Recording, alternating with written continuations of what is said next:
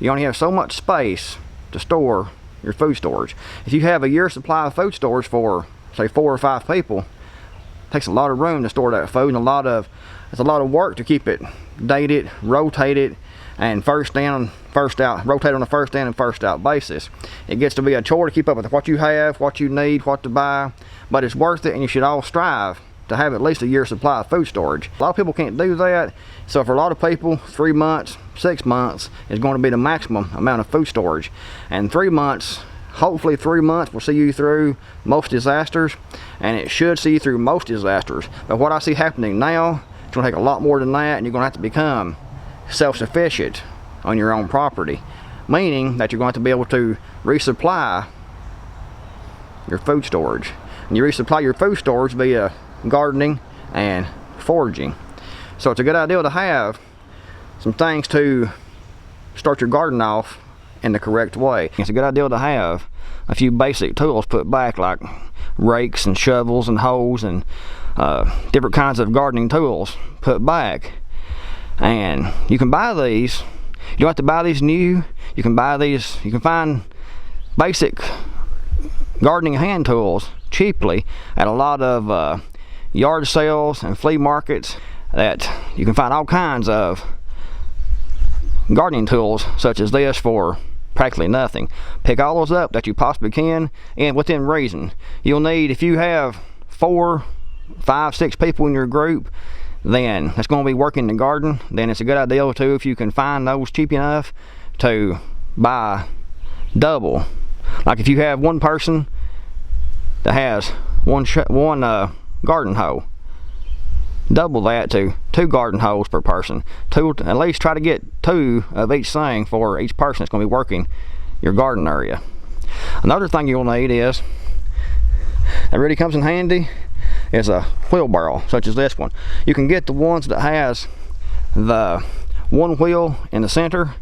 Me, I prefer the one with the 2 wheels like this one has.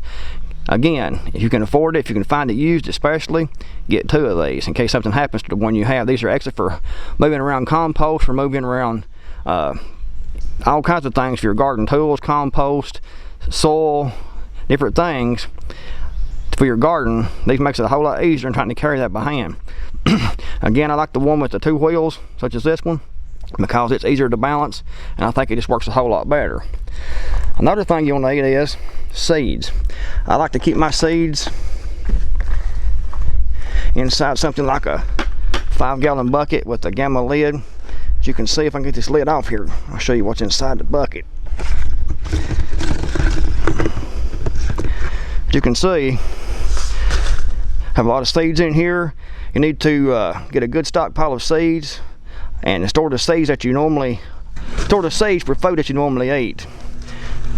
You can see these are non-hybrid seed, the majority of these are, and that's a good thing because that way you can save your seed from your crops you grow this year. You can save seed from that crop and grow next year. It's more difficult to do that, and it's more random if you try to do that with hybrid seed. So try to get non-hybrid garden seed if possible, and store those inside of a military ammo can, 5-gallon bucket or something like that, to keep those dry and protect it from any kind of like mice and things like that would eat those seeds up. You also want to get some gardening books. These are some of my favorites as far as the gardening books are concerned. Saving Seeds, I will link to these down in the description box below. This is one of my favorite gardening books on saving seeds. And this is one of my favorite all-around gardening books. Like I said in my survival rule of 3 and prepper thermodynamics, the less work you do, the better. You don't want to put, the less work you do, the better when you're trying to survive. You don't want to put more work into a project than calories that you're going to get out of the project. So making gardening as efficient as possible and raising the most produce with the less work should be your goal. And this is a great book to help you do that. This is another great book right here. This guy also has a couple of other books. I think he lives in I think he actually lives in South Carolina, I think it is.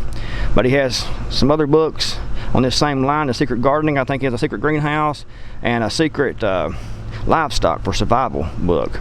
All great books, but if you're going to just get one for gardening, this is a good one right here. This is about setting up a food forest to keep your gardening secret. The way this is set up, most people would pass right by your gardening area and not know that you were raising any type of produce.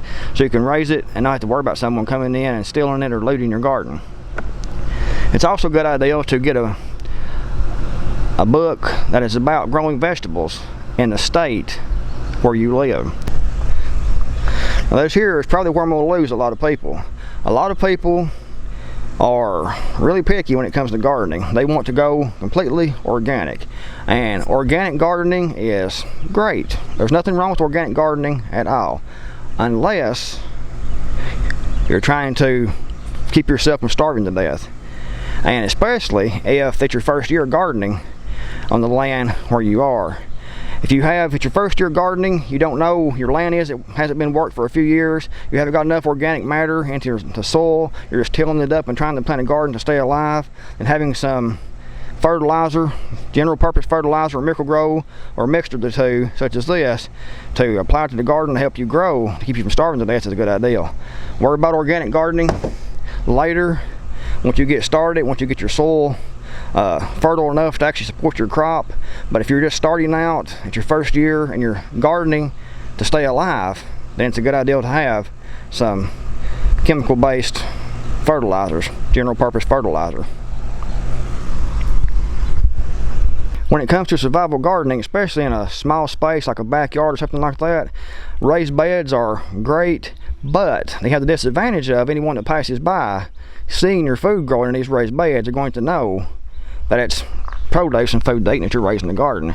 So it might open you up to your food being looted or stolen, depending on the situation and how bad it gets. You can see this one is doing pretty well here. This is actually a 4x4 foot garden bed that I put in this year, and it's doing pretty well, as you can see. You might notice the wire behind. I'm going to add that, extend that all the way to the top of the carport, and those pole beans you can see are growing up the wire, so that there will be all covered in pole beans. It's a good idea if you have just a small space to try to grow upward if you possibly can, like I have done here. That way you can have a 4x4 foot space here, but by growing upward it will actually expand your growing area and increase your productivity in your garden area. After this harvest is off in these raised beds, I have these all the way through here.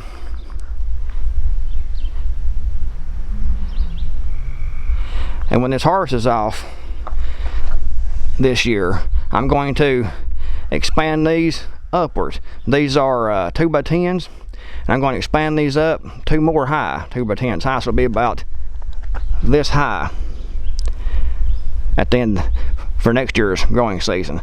I'm going to put 2x10 here up so high, then I want to fill that in with like small sticks and things inside of that part, and then I'm going to put another one on top of that. Then I'm going to fill all the gaps up with good gardening soil.